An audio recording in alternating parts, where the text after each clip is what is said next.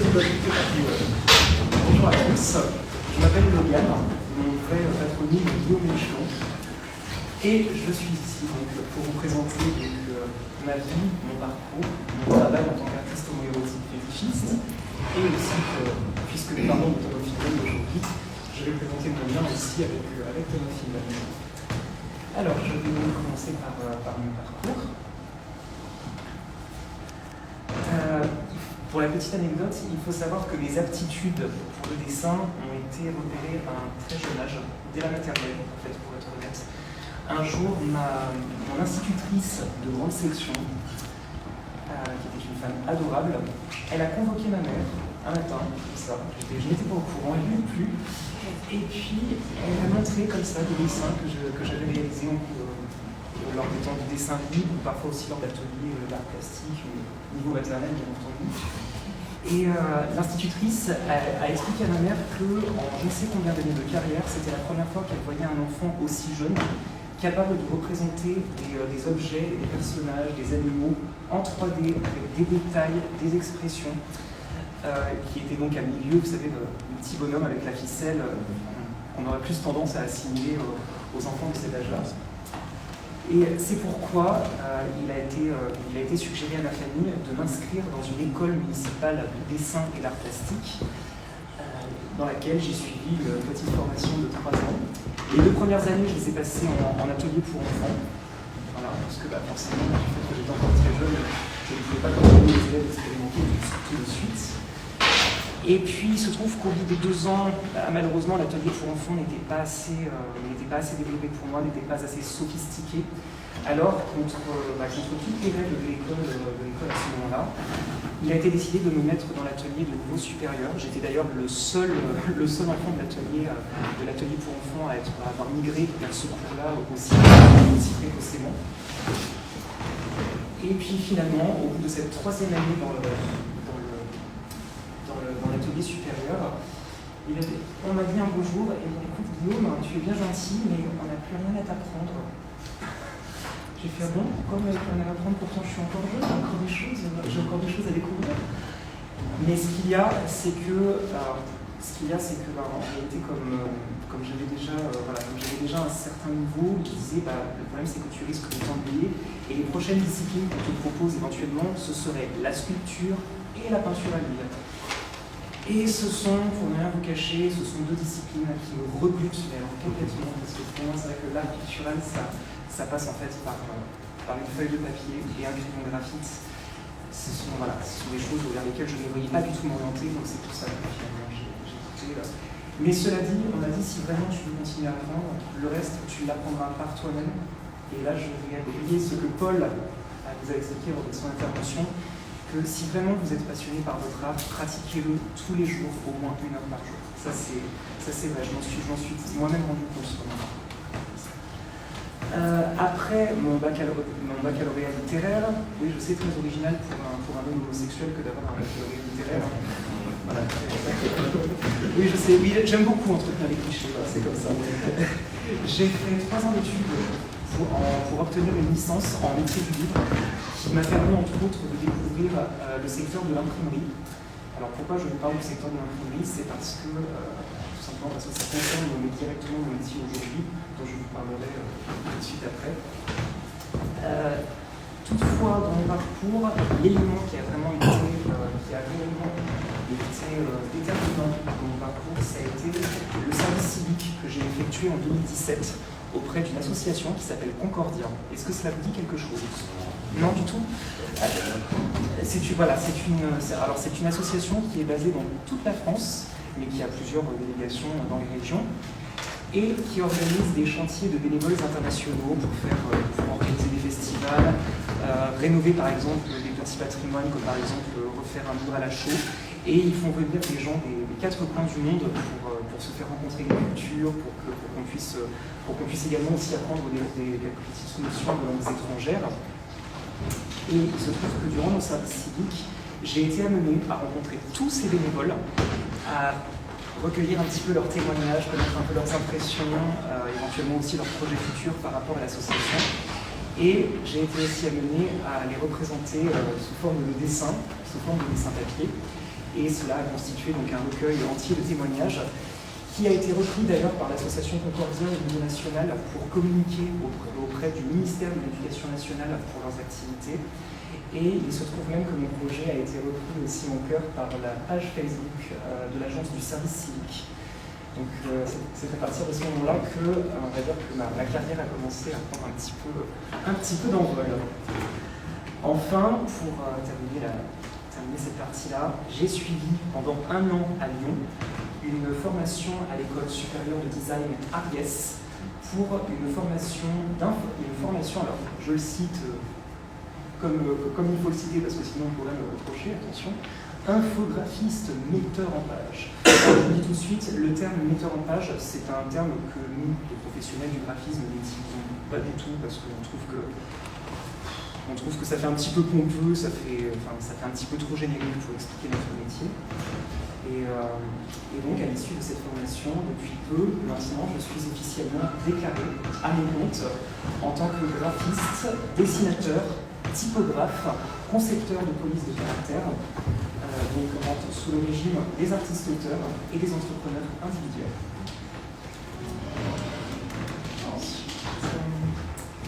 Maintenant, je vais donc vous parler de mon style et de mon œuvre en tant qu'artiste homo-érotique. Lorsque j'étais enfant, il se trouve en réalité, j'en étais pas du tout conscient à cette époque-là, mais il se trouve que mon fétichisme s'est développé très jeune, lui aussi, comme pour le dessin. Lorsque j'étais enfant, j'ai été nourri, biberonné à la bande dessinée franco-belge, en particulier 2 références qui encore aujourd'hui marquent mon travail. Il s'agit de Tintin par Hergé, mais je dirais surtout Blake et Mortimer par Edgar Jacobs, qui sont donc 2 grands représentants de la bande dessinée franco-belge, et notamment du principe de dessin, j'y reviendrai plus tard dans ma présentation, notamment du principe de dessin que l'on appelle la ligne claire. Alors, est-ce que cela parle à tout le monde? Non. Non. Alors, la ligne claire, c'est-à-dire qu'on représente avec un tracé noir, un simple tracé noir, on arrive à créer en fait un personnage qui est déjà vivant, avec déjà un certain relief, une certaine expressivité. Et c'est justement cette expressivité qui va marquer mon travail. Parce que déjà, en lisant Blake et Mortimer et Tintin, sans vraiment comprendre d'où cela venait, j'étais fasciné par tout ce qui était bottes de cuir et uniformes, en particulier ces fameux pantalons militaires avec les ballons sur les côtés, qui s'appellent en anglais les breeches. Et oui, ça crée en moi une sorte de fascination. Il y avait également aussi certains looks un petit peu cow-boy avec des Santiago aussi qui me marquaient aussi énormément. Je vais notamment parler des méchants des 2 histoires, à savoir Ulrich pour Blake et Mortimer, qui était toujours un méchant avec une classe folle, une charmante moustache très bien dessinée, et notamment dans le premier tome sur la conception de l'Espadon, où on le voit, il est en uniforme au complet. Bon, je peux vous dire que ça marque un petit garçon de voir ça. Voilà, ça marque. Et puis, du côté de Tintin, il y avait le docteur Muller. On voit notamment porter des bottes en cuir et des breeches dans Tintin au pays de l'or noir, mais également le grand méchant qui revient un petit peu toujours de manière récurrente, Rastapopoulos, qui alterne lui aussi entre bottes et breeches, et aussi notamment dans l'album Vol 714 pour Disney. C'est un lapsus. C'est un lapsus. Donc pour signer, on voit Rastapopoulos en tenue de cow-boy avec des Santiago pieds. Et je me souviens qu'il m'appelait de lire et de relire cet album, mais vraiment en boucle à la suite, simplement pour admirer les cases, les vignettes où on pouvait voir Rastapopoulos avec ses Santiago et son chapeau de cow-boy. Voilà. Et enfin, le fétichisme pour le cuir est apparu en fait chez moi à l'adolescence, à peu près en même temps où je découvrais mon trouble pour les garçons. J'ai découvert cela avec un groupe de musique électronique française, c'est un tandem, qui est aujourd'hui séparé. Malheureusement, c'est bien dommage parce que j'aimais beaucoup ce qu'ils faisaient. Il s'appelait Red Rogue et ils avaient diffusé une première chanson, c'était en 2010 ou 2011, me semble-t-il. Non, c'était avant. C'était plutôt en 2010-2009. Ils ont déployé en fait une chanson qui s'intitulait Action. Alors à ce moment-là, j'apprenais encore un petit peu l'anglais, donc je ne comprenais pas exactement de quoi ça parlait. Puis jusqu'au jour où, ayant le niveau linguistique nécessaire pour appréhender les paroles, je me suis rendu compte que cela parlait de fist fucking. Ça qui fait que, bon, voilà, c'était un petit peu prédestiné, quoi. Hein. Voilà. Alors maintenant, je vais me concentrer davantage sur mon style, parce que les dessins sont les dessins et pas ceux d'un autre. Il faut savoir donc que mon style allie deux univers particuliers, la bande dessinée franco-belge, comme je vous en ai parlé tout à l'heure, et également le manga. Je fais partie des générations qui ont été influencées par les mangas apparus vers la fin des années 90, début des années 2000. Alors, contrairement à ce qu'on pourrait croire, ce ne sont pas Dragon Ball Z ou Akira qui auraient pu éventuellement influencer mon travail. C'est un manga normalement à la base dit pour filles, mais bon, l'avantage du manga, c'est qu'en réalité, finalement, ça peut être lu par n'importe quelle tranche d'âge, n'importe quel public.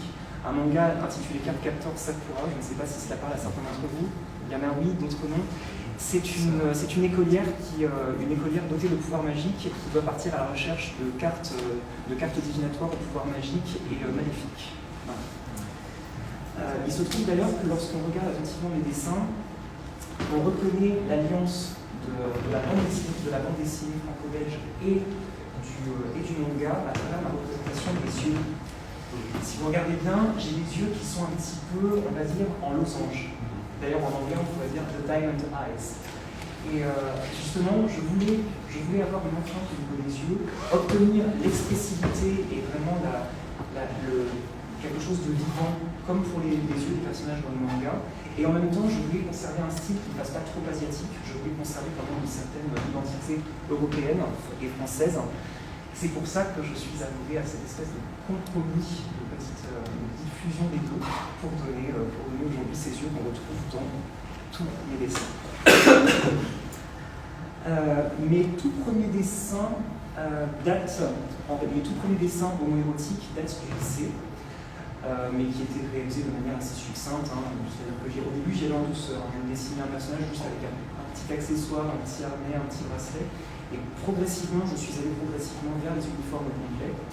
Mais là où j'ai vraiment commencé à faire de l'art homo-érotique vraiment mon thème de dessin principal, ça a été à partir des années fac. Et c'est d'ailleurs à cette même époque que j'ai commencé à rendre mes premières œuvres au public en les montrant sur Instagram.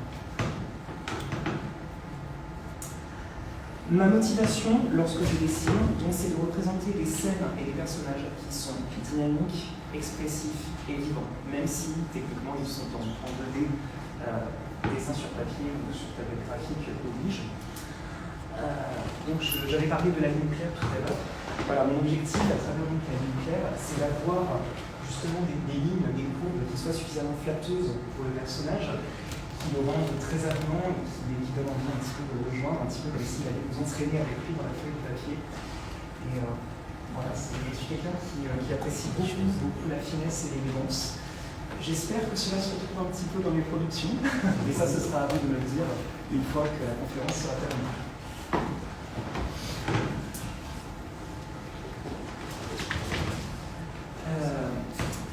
Pour ne rien vous cacher, moi, ce que j'apprécie particulièrement dans notre communauté gay, c'est la diversité des physiques. Parce que c'est vrai qu'à travers l'imagerie de Tom of Finland, on passe souvent par, j'allais dire, presque l'archétype d'un gros mec musclé comme ça, très avenant, avec de très gros muscles, de gros pectoraux, tout ce que vous voulez.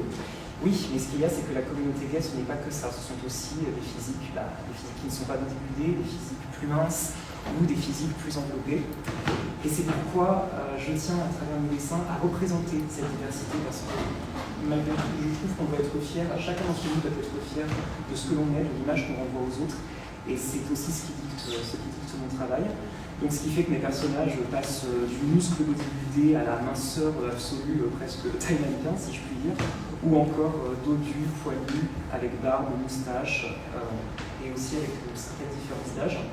Mais je dois vous avouer que mon petit faible, ce sont les personnages de Daddy et d'ours en cuir, donc avec une pilosité bien fournie, un ventre parfaitement rond, puisque comme je vous l'ai expliqué, j'aime les courbes flatteuses et fournies, et donc avec une jolie barbe, une jolie moustache, etc. Et c'est pour ça que je tenais à vous montrer ce dessin-là en particulier, qui est un personnage auquel je tiens énormément.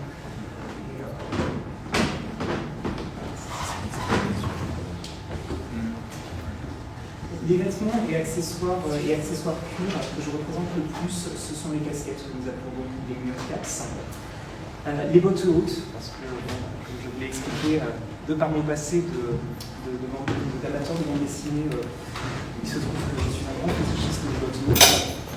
Mais j'aime également représenter les bottes cheese, donc c'est pour les entraîneurs militaires, mais aussi les chasses et les banquiers.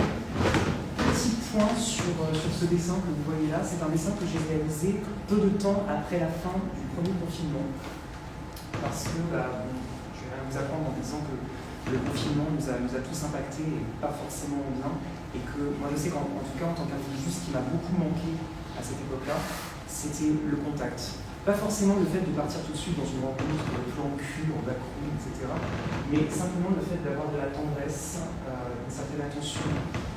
Et c'est pour ça que j'ai eu envie de représenter ça à travers un dessin, tout en gardant quand même un côté un peu sous-entendu avec le personnage en bas à droite qui se permet quelques petits cléchous passagers. Et en voici donc la version colorisée.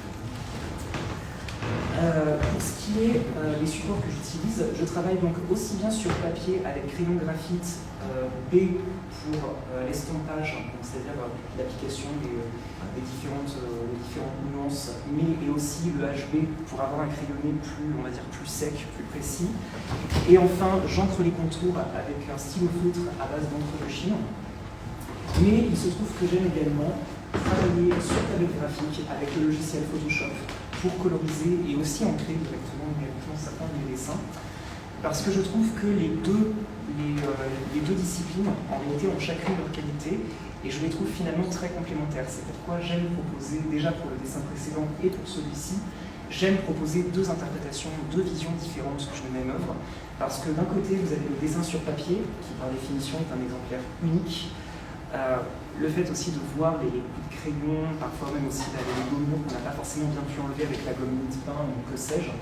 Le côté vraiment artisanal, charnel et même sensuel, puisque il y a différentes techniques d'estompage du crayon de papier sur le papier, mais une des techniques qui consiste simplement à le faire avec la pulpe de vos doigts, ça a quelque chose de très sensuel, voire même d'assez érotique, même je dirais.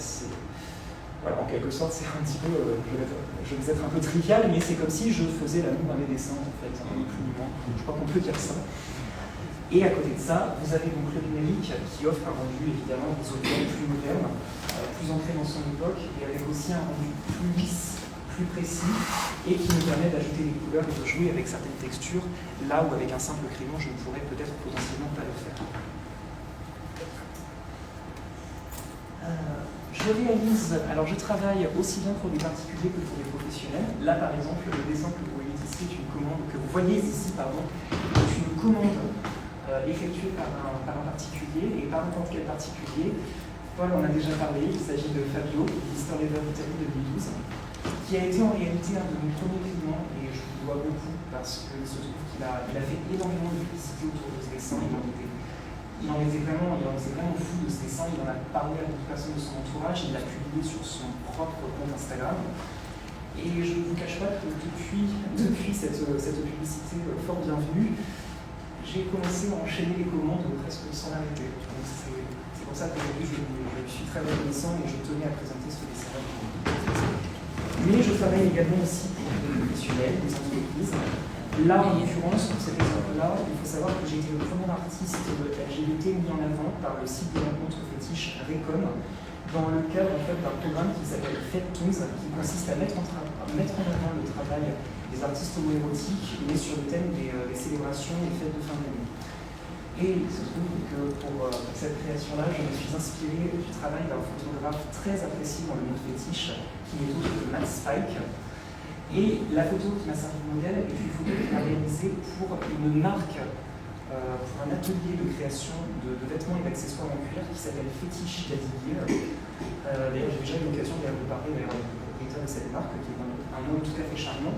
Et pour la petite anecdote, à noter d'ailleurs que Fétiche Daddy Gear, dans le cadre d'une prestation, il me semble que c'était au Grammy ou au MTV Awards, je ne me souviens plus, mais il se trouve que Fétiche d'Alibir a habillé le chanteur britannique Sam Smith pour une prestation.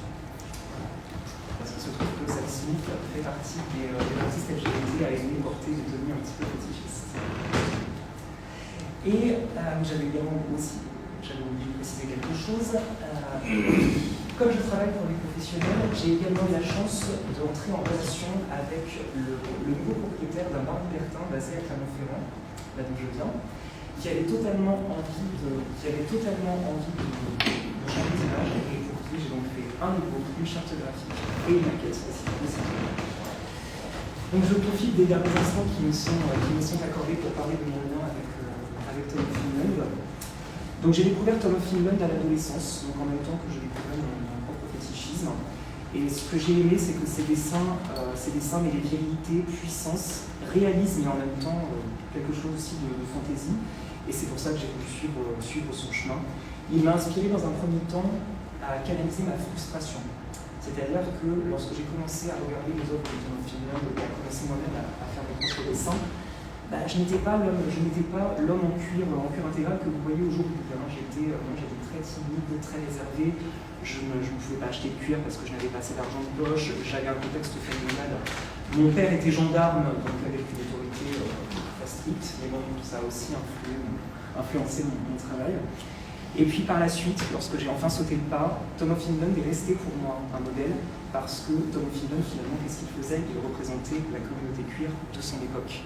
Et du coup, je fais exactement la même chose, c'est-à-dire que je représente la communauté de mon époque. Je représente ce que je vois, ce que je vis, ce qui me fait envie également. Et c'est ce qui donne naissance à des dessins divers et variés.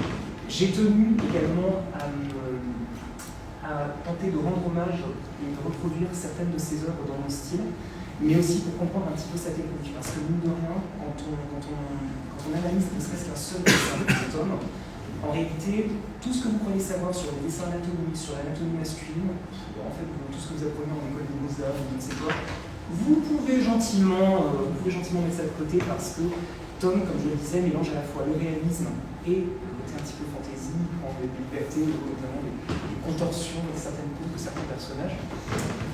Et donc c'était aussi ce que je voulais atteindre à travers mes je partage également avec Tom un désir de montrer que être homosexuel, mais en ayant un fétichisme du cuir et des uniformes, c'est quelque chose de positif dans lequel on peut pleinement s'épanouir. Et pour ça, il se trouve que je fais aussi preuve d'une certaine insouciance, fausse naïveté, entre guillemets, parce que j'estime que même si, effectivement, livrer des combats comme Philippe nous l'a expliqué dans son intervention, les droits civiques, etc., je pense qu'il faut aussi parfois mettre une petite dose d'humour et d'insouciance, parfois. Ça fait du bien, surtout en cette période où, malheureusement, nous avons des conflits un petit peu partout. Et je terminerai ensuite mon petit exposé avec ce dessin-là. Il y en a encore un autre, mais je voudrais surtout mettre l'accent sur celui-là. En 2020, alors que je n'étais pas encore artiste officiellement déclaré, j'ai participé au concours d'artistes émergents organisé par la Tom of Finland Foundation. Et pour ce dessin, pour ma participation, j'ai voulu détourner un autre symbole de mon enfance. C'est-à-dire qu'il y avait une série de Lego inspirés des aventures en Égypte archéologique, des aventures archéologiques un peu façon Indiana Jones. Et il y avait deux mini-figures de Lego avec lesquelles je faisais longtemps dans cette collection. C'était un aventurier qui ressemblait à Indiana Jones, ni plus ni moins, et une sorte de colonel, de général, on ne savait pas trop ce que c'était. Et j'ai voulu transposer ça à ma manière, dans le style de dessin. Et d'ailleurs, ce que je m'amuse à penser aujourd'hui, je me dis, si j'avais pu avoir l'occasion de montrer ces deux petits personnages de Lego à Tom of Finland, finalement, qu'est-ce que lui aurait pu en faire? Je pense qu'à mon avis, il aurait pu faire quelque chose de très inspirant et de très excitant. Et enfin, voilà, le dessin sur lequel je vais terminer ma présentation, et après, je fais ce bon tour. Il se trouve que je travaille actuellement sur une série de romans illustrés par l'histoire qui va raconter les aventures d'un jeune homme qui est un fétichiste du cuir, vraiment, c'est vraiment, on va dire, c'est toute sa vie, mais qui serait aussi artiste musical. Et donc, le récit va suivre l'évolution du personnage à la fois en tant qu'homosexuel fétichiste du cuir, mais aussi en tant que chanteur, puisque dans l'histoire, il sera reconnu à un niveau international. Et le dessin que vous voyez là, c'est la version numérique d'un dessin qui montre en fait le groupe de rock composé exclusivement d'hommes cuir qui va permettre à mon héros de démarrer sa carrière. Sur ce, je vous remercie de votre attention.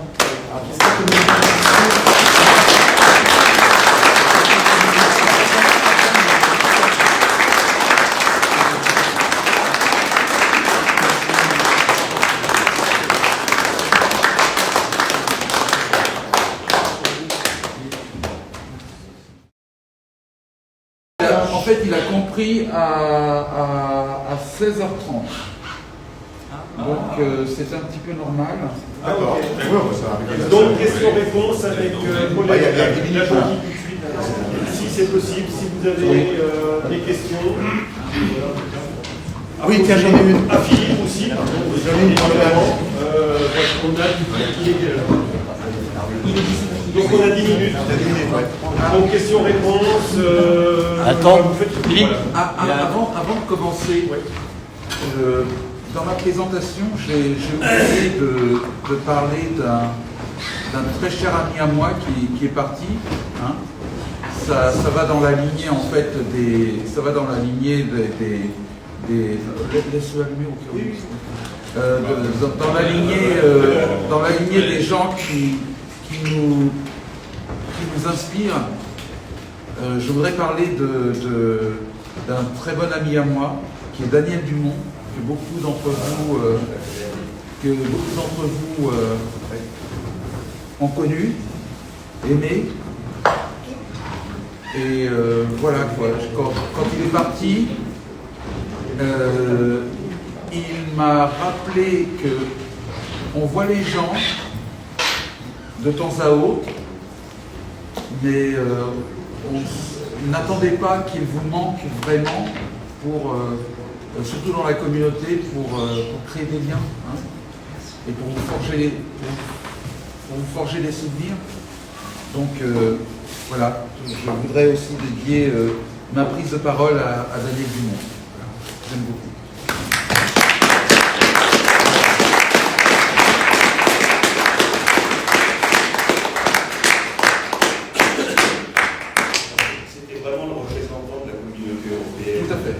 Mondial. Et fétichiste. Et cette communauté était identifiée par le biais de Daniel Dumont, qui était vraiment quelqu'un de formidable, qui a fait beaucoup de choses, qui sait aussi bien que moi, Paul. Et on peut constater qu'aujourd'hui, cette communauté européenne, il n'y a pas un individu qui la représente. Et les gens qui s'occupent de ça aujourd'hui, c'est des gens qui ont voulu faire un coup de jarnac à Daniel, qui ont voulu lui faire des petits dans le dos. Et heureusement pour lui, il est parti en étant toujours cette incarnation européenne de la communauté fétichiste. Bon, malheureusement, ça a été un triste départ, puisqu'il est parti à cause de la pandémie. Moi, je l'ai vu 10 jours avant. J'ai bu un verre avec, je l'ai vu 3 fois dans le week-end, on s'est fait la bise. Malheureusement, c'est tombé sur lui, heureusement pas sur moi. Mais c'était vraiment quelqu'un, comme l'a dit Paul, formidable, et qui a vraiment consacré énormément de temps pour notre visibilité européenne. Bon, question pour Logan. Oui. Tu as dit que tes deux sources d'inspiration, c'est la bande dessinée franco-belge et les mangas. Oui. Est-ce que tu continues à suivre l'évolution aussi des deux côtés, donc bande dessinée et manga, et notamment les mangas japonaises qui sont aussi érotiques? Voilà, avec Tagame. Alors en l'occurrence, je ne saurais pas vraiment en mesure de citer des auteurs ou des mangaka précis, mais je sais que je me suis... Tagame, qui est celui actuel, que je connais, je peux te... Juji Academy japonais, qui est le traducteur en anglais de ces mangas japonaises. Voilà. Alors en l'occurrence, pour ce qui est des mangas érotiques, je me suis beaucoup intéressé à un genre de manga très codifié qui s'appelle le yaoi, qui met en scène donc les couples d'hommes gays. Oui, c'est ça. Mais ce qu'il y a, c'est que la particularité de ces mangas, c'est que ces mangas s'adressent surtout en fait, à un public hétérosexuel féminin. Parce qu'il se trouve qu'en Occident, nous avons effectivement, j'ai bien de clichés de l'homme hétérosexuel moyen qui fantasme à mort sur les couples de lesbiennes. Et il se trouve qu'au Japon, en fait, c'est plutôt l'inverse. En l'occurrence, ce sont les femmes hétérosexuelles qui ont une fascination presque divine, on peut dire, pour les couples homosexuels. Mais j'avoue que c'est un... Alors, je dois avouer que c'est effectivement des mangas qui sont très très perturbants à regarder parce que finalement, c'est du point de vue, d'un point de vue hétérosexuel, c'est très bien d'avoir un point de vue extérieur, effectivement, d'avoir des alliés, comme disait Philippe. Mais ce qu'il y a, c'est qu'on est sur une vision qui est très rigide et souvent très stéréotypée. Si je te parlais de Tagame, il est homo. D'accord. Mais effectivement, ils le font toujours parce qu'il y a la jeune génération japonaise, en fait, où elle le sait virtuellement, ils ne disent même plus aller dans des actes sexuels. Après, il y a également... Il y a plein de gens qui n'ont eu aucun rapport sexuel, qui ont 35 ans, il y a 30% de Japonais qui ont 35 ans qui n'ont pas eu rapport sexuel. C'est eux qui lisent les... Après, il y a aussi un mangaka français qui s'appelle Dimitri Lam et qui est en fait connu dans la communauté pour avoir réalisé le premier mangaka français. Et lui, par contre, en l'occurrence, là, par contre, c'est quelque chose, je pense... Là, un lecteur LGBT se reconnaîtra davantage, je pense, dans ces mangas. Je me rappelle que j'avais lu le premier tome et ça m'avait marqué. Il y avait déjà un certain sens de l'humour et aussi, quelque part, une forme de dramaturgie aussi qui m'avait touché, notamment au niveau des rencontres successives que le héros, qui s'appelle Josh d'ailleurs, avait réalisé dans sa vie. Quelque part, c'était aussi un petit peu autobiographique. Dimitri Lam racontait un petit peu beaucoup de lui à travers cette histoire. Voilà, donc je pense. Je disais finalement que je ne serais pas en mesure de citer des auteurs précis, mais finalement, c'est. Ouais, non. J'en ai trouvé. Voilà. D'accord. Merci. Ça va.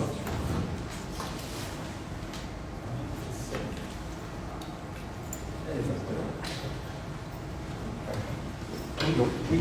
Sur les réseaux, on voit de plus en plus d'images faites par l'intelligence artificielle. En fait, c'est une fusion en ce moment, donc au début ça va se développer. Vous pouvez connaître par rapport à ça et aussi savoir est-ce que c'est un outil qui va être intéressant dans la vie ou c'est quelque chose auquel vous allez complètement essayer de mettre de côté, enfin, un chemin. Tu veux commencer alors pour moi ça a été un petit peu... Moi je dessine depuis que je suis...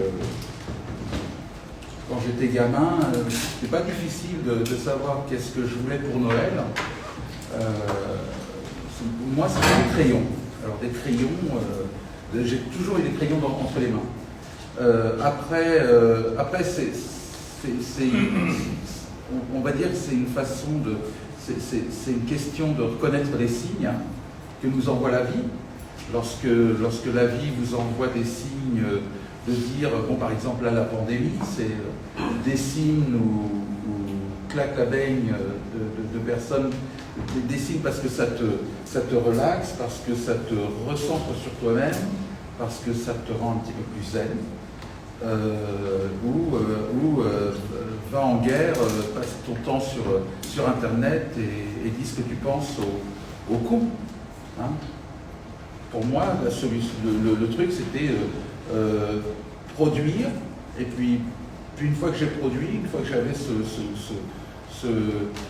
j'avais entre-temps évidemment moi aussi des commandes. Hein. Chez moi c'était essentiellement des couples qui voulaient faire des couples gay queer qui voulaient faire des portraits de deux pour leur anniversaire de rencontre. Moi, ça me touche énormément que l'on me demande de faire ça, parce que c'est quelque chose qui va rester. Je suis en fait témoin de cet amour qui dure dans le temps. Alors moi qui suis... bon, enfin bref, il faut savoir, je pense, reconnaître les signes qu'envoie la vie, je crois profondément, et ne pas hésiter. Hein, ne pas hésiter, il faut... voilà. Alors, l'intelligence artificielle, pour ma part, c'est un sujet qui me fait très peur, parce que malheureusement, être artiste, c'est clairement pas... c'est un métier passion, et c'est un métier très difficile, Paul peut en témoigner.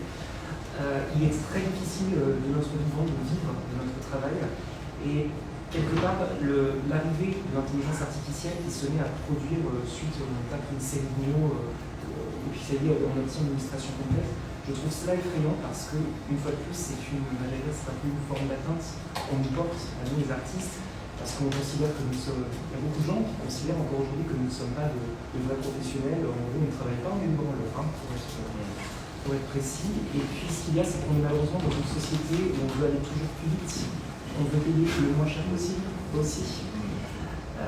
Et comme il y a cette déconsidération du travail d'artiste, et malheureusement, l'arrivée de l'intelligence artificielle en art et en illustration est devenue en quelque sorte un passage obligé.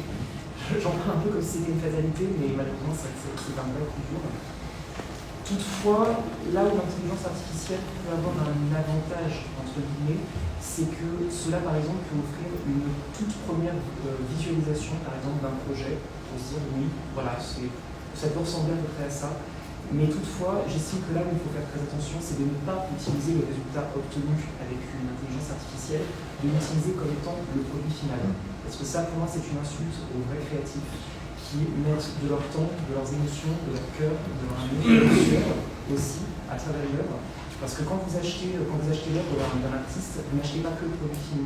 Vous achetez aussi les doutes, l'expérimentation, l'apprentissage, la vision, le sentiment aussi d'un artiste. Et ça, c'est quelque chose que l'intelligence artificielle ne pourra jamais procurer.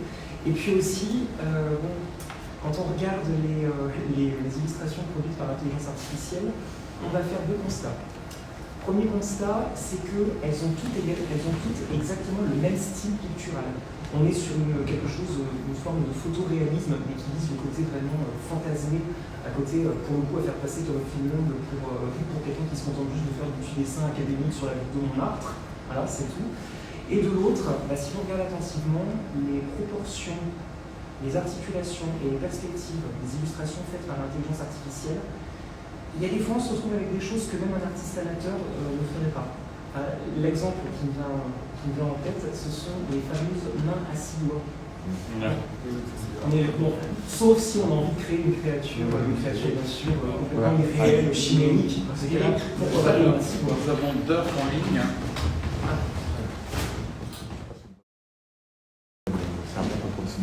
En fait, on s'en servir d'un outil. Mais là, ça nous remplace. Pas dans l'absolu. Moi, ce qui me choque, c'est qu'on a des regards totalement inutiles. Ça ne dit pas. C'est avec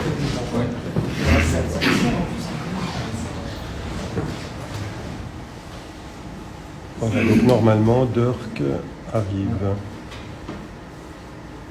Qu'est-ce qu'il arrive? Quelqu'un a prié assez fort.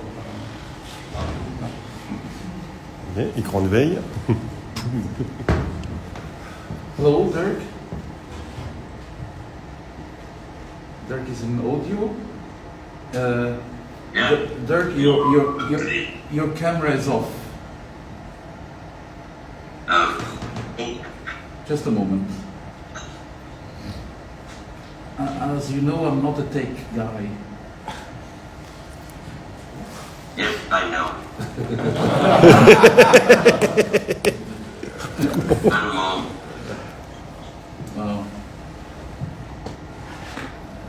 Extensive.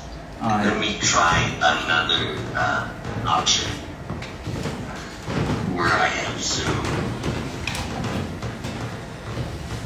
I should be a wee icon by your name with a camera that's barred, and if you click on it, it should allow us the pleasure to see.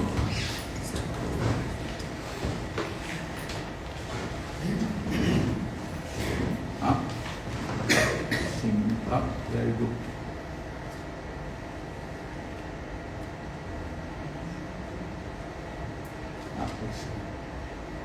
We see you. Yeah. Greetings, sir. Very good.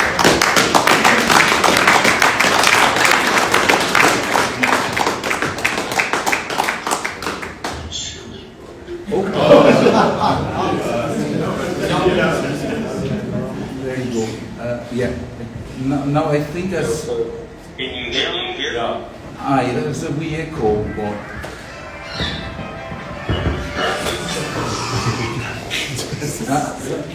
that's okay. I think we are in on two. Yes, two devices. Yeah, I think I. You should turn Yeah. off one of the devices. What? You should turn off the other device. You are on two devices, so you should turn the first one you were on. Ouais. What? Can you see me and hear me? Aye, absolutely. Okay, good. Good morning. Good morning. Well, it's afternoon for us, but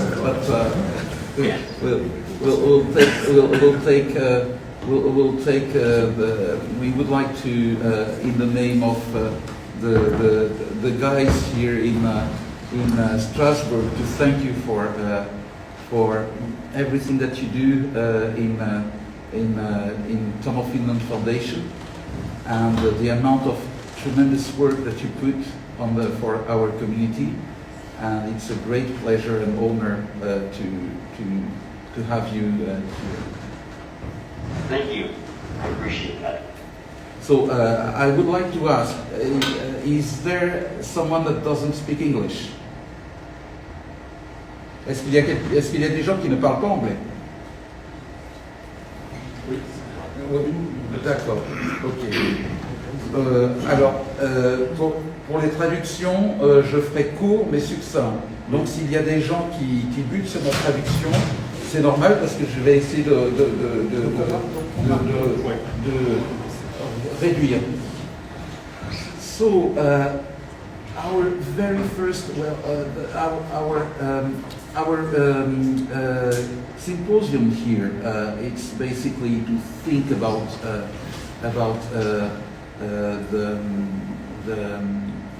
the past, of course, because without past there's no future. Where we are going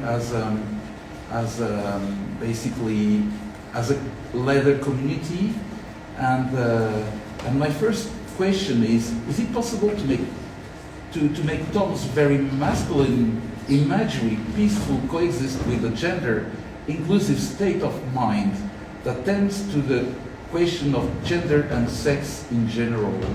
So basically, nowadays we tend to accept, to acknowledge more transgenders and non-binary, and on what is Tom's impression of that he gave of hyper-masculinity? Is it? Yes. How? So my response is actually my experience in that we have a lot of young people that come around and associate with the foundation, and we have young people who are coming as artists in residence here, and what they are doing is that they celebrate him just as he is. Imagery and everything is presented, that they take from that what nurtures them, and that's really the simplicity of it, because Tom's imagery can be very super masculine, hyper masculine even, but his message is not. His message is universal, and that is that be proud and be happy and enjoy your sexuality and indulge. And so, no matter whether you're non-binary or relate as a trans person, that you just enjoy and be proud. And so they're all coming and taking that, and you can see it in their work, if they're artists, how they take the celebration and they reinterpret it and express it through their own work. And so he doesn't go out of popularity. His people are perceiving what his message is. Yeah. Donc, alors la question c'était dans l'univers que nous vivons, enfin dans comment dire, dans le monde que nous vivons. Comment est-ce que le monde hyper masculin de Tom of Finland, est-ce qu'il y a en gros de la place? Comment est-ce que le monde hyper masculin de Tom of Finland peut se combiner avec les images que nous envoient les transgenres, les non-binaires, etc. Et est-ce que cela va ensemble? Alors, il nous dit qu'il y a énormément de... Est-ce qu'il y a... Sorry.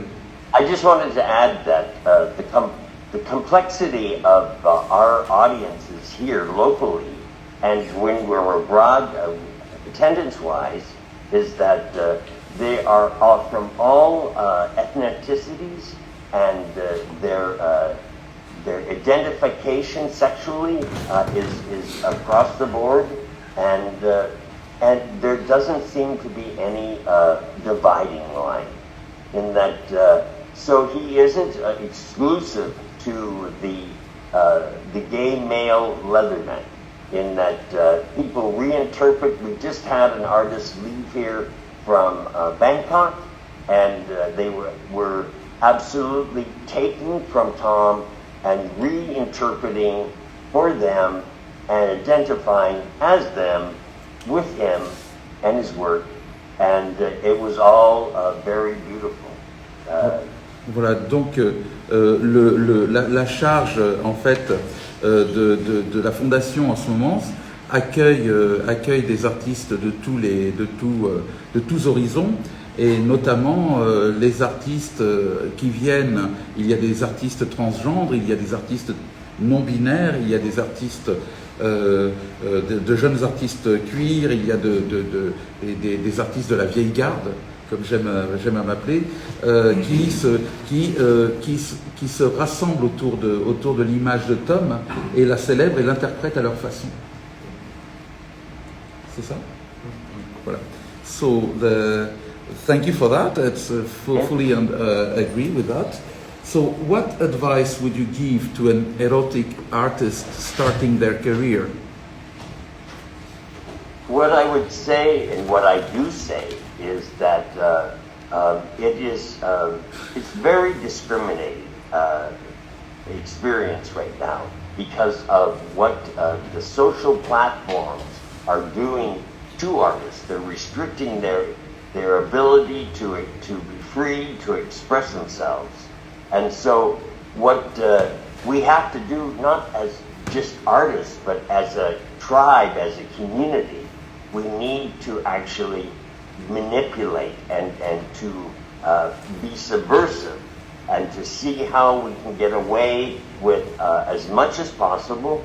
And ideally, I think that really what we have to do is to set up our own platforms and really so that we're not restricted, and really allow our creative nature to come forward. And so that's going to take some coming together, and it's going to take money, and otherwise what is going to happen is that what we know as freedom and beauty is going to be suppressed, and a very meltdown, watered down expression of that will only be presented in social platforms, and the younger generations won't even really know what it is to be free. True. So we have to be, as a tribe, across all lines, we need to actually come together and do this, because society is not our friend in that department, in that they are following the church and following all of their upbringing, and we as queer people, we know what it is to integrate and to express sexuality, because it's one of the determining factors that is who we are. So it's not a rosy and not a good, clean picture. It means that we're going to have to be smart. Voilà, donc je posais la question, quel conseil pourriez-vous donner à un nouvel artiste, un artiste qui émergent? Il nous dit avec toute raison que pour tout nouvel artiste, ça devient de plus en plus difficile. Et c'est à nous d'être un petit peu malins, de contourner un petit peu les barrières que l'on peut nous faire, que l'on peut nous mettre et surtout se supporter les uns les autres et faire avancer la communauté tous ensemble.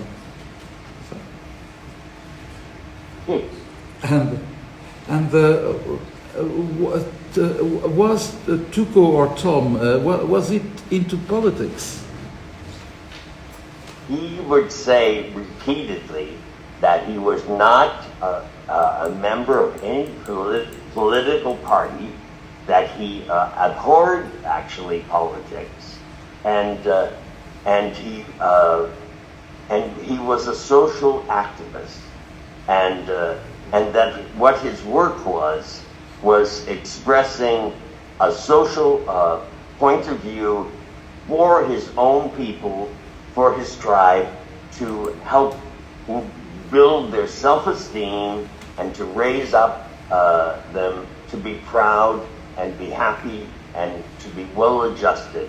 And he knew that if he could do that, that they would then do the activism out in the world. Donc je lui ai demandé est-ce que Tom était branché politique.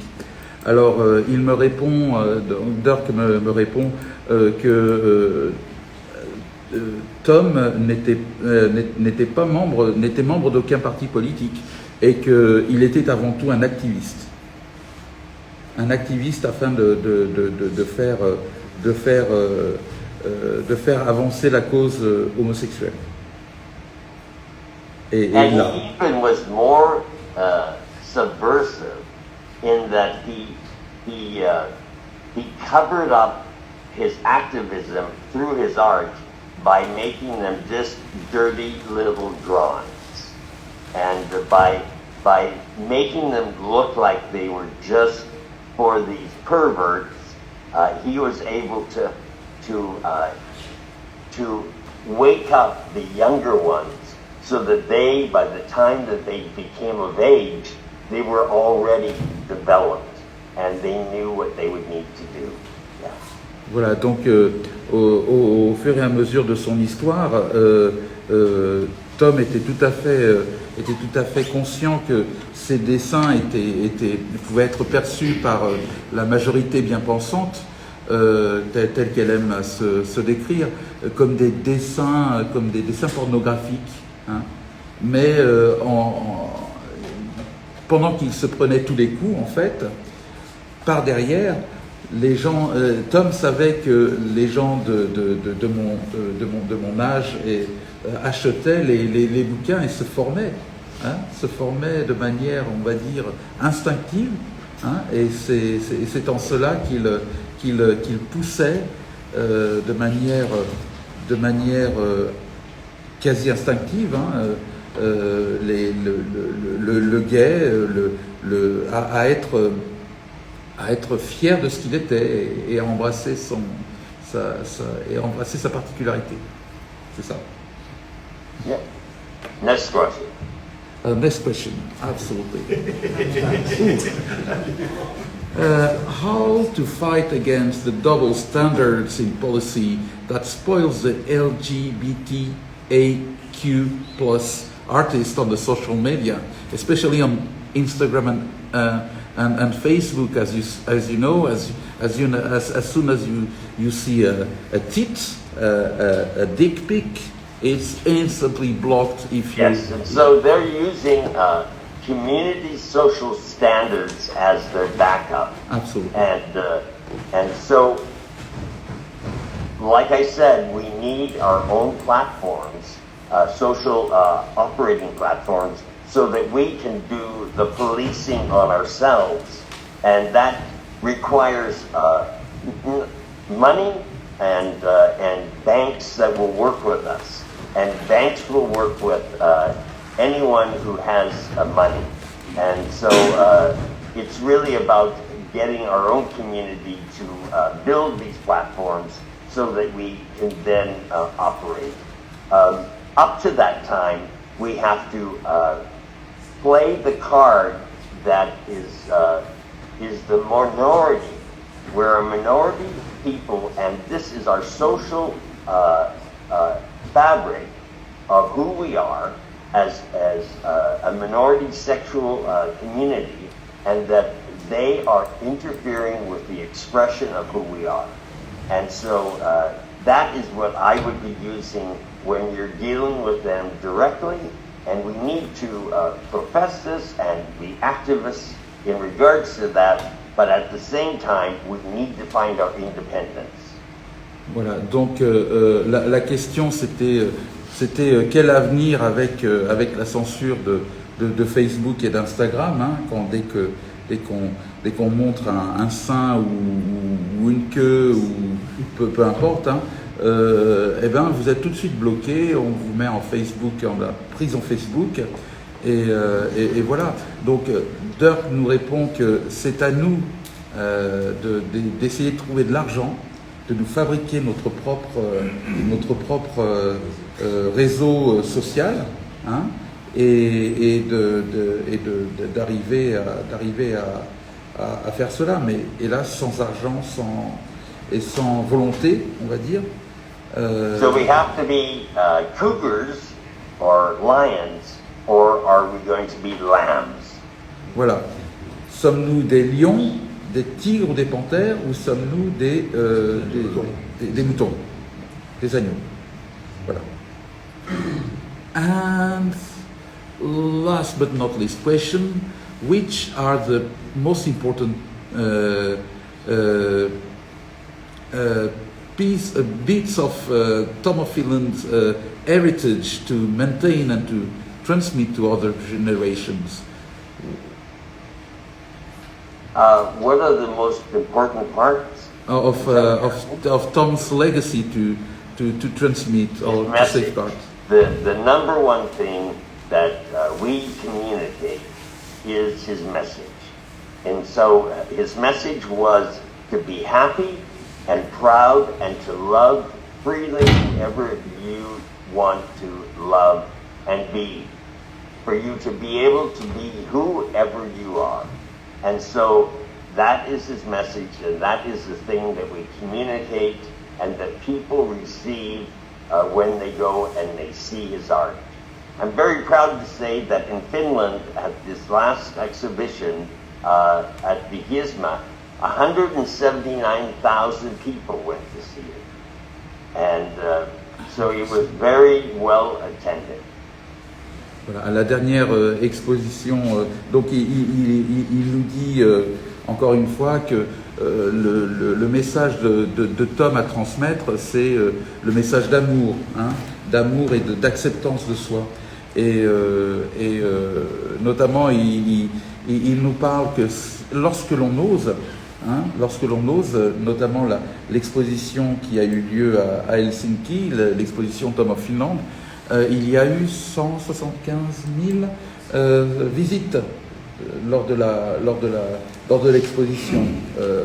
Donc il y a un appétit, hein, il y a un appétit there's an appetite of freedom, because otherwise nobody would go over there to see Tom's artwork. Yes, I mean wherever you find it, celebrate it, and to we do not have very many heroes within our tribe, and he's one of them. He went on his own and risked his own well-being in order to proliferate and get his artwork out into the world, and so he took a lot of danger, but he did that because he felt the passion that he wanted to share that message. Absolutely. Tu crois qu'on peut prendre une question à Hassan ou deux? We are going to take one or two questions from, if you don't mind. Y a-t-il une question ou deux dans la salle? Non? Don't be shy. Ne soyez pas timide. Est-ce que tu peux tourner la Oui. Est-ce qu'on peut montrer la salle? Oui. Oui. Oh. À la fin,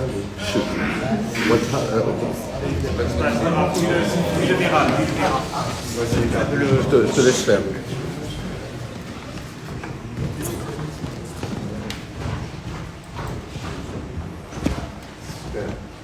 Here we go. Either. So what's the question? Quelle est la question? No, don't be shy. Don't. Oh. Oh. Bugger. Je savais que c'était hasardeux de. Ouf. C'était hasardeux de toucher au. Déjà tout à l'heure, quand on Oui. a mis la sur les chaises, comme ça,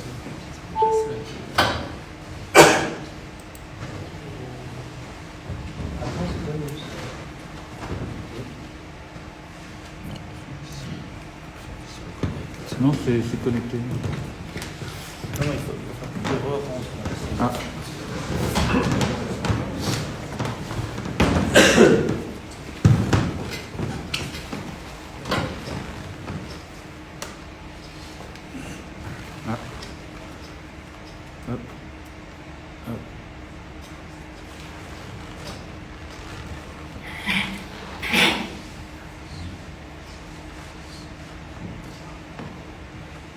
Okay. I knew we shouldn't have touched the computer. Okay, so we're back on the both ways, visually and audible. I see you, sir. Yeah. I see. So, is there any questions from the audience? Okay. Yes. Come this way. Yeah, we come this way to see duck. Yes. Dirk. Like the knife. Yes. Dirk. Yeah. Hello, Dirk. I'm Gilles from Hi. Strasbourg. So, just one question. There was a movie 6-7 years ago on Tom of Finland life. Do you think it was a success, and do you intend to make a second one, or to make a second part of a movie, or to make something else as a global movie for all countries? We were happy with the results of that film. We thought the acting and the cinematography was really good.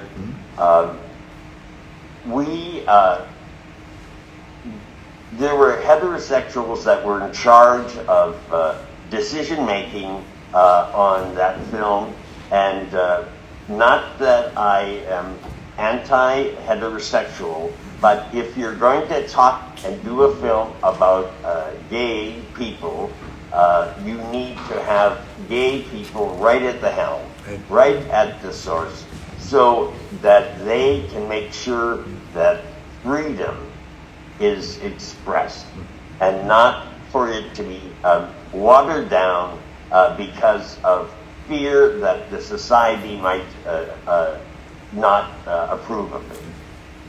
So it could have been more, it was beautifully, many tender moments and things like that, but it could have been freer than it was. Donc la question était sur le dernier film de la vie de Tom of Finland. Notre ami a demandé est-ce que c'était bien, est-ce que ça a été bien, est-ce que la vie de Tom a été bien retranscrite, bien racontée, et est-ce qu'il y aura un autre film? Donc Dirk lui a répondu que c'était bien fait, mais c'était des hétéros qui étaient au niveau de la décision, du script et de ce qu'il y avait à raconter.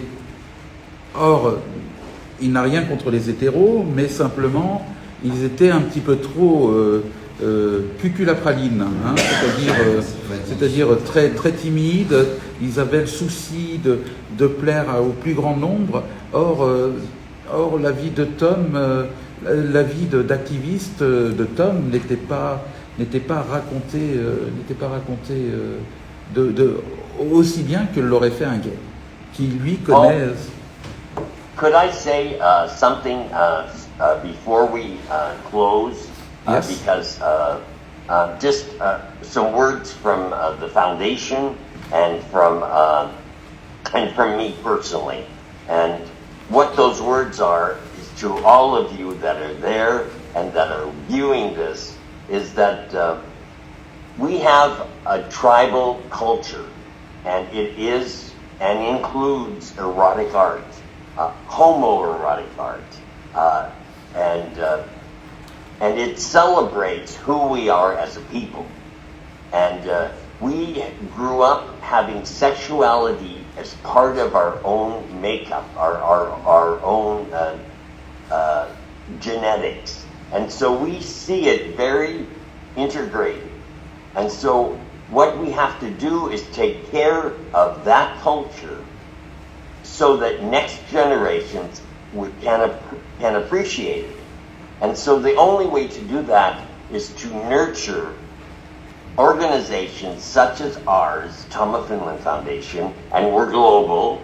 We really try to reach out into all different parts of the world with exhibitions and programming and nurturing with emerging artist competitions and our artist in residency program. And that ensures that the next young generation has access to the past and they can read from the past. And we're like an ethnic tribe that really communicates their culture through symbolism.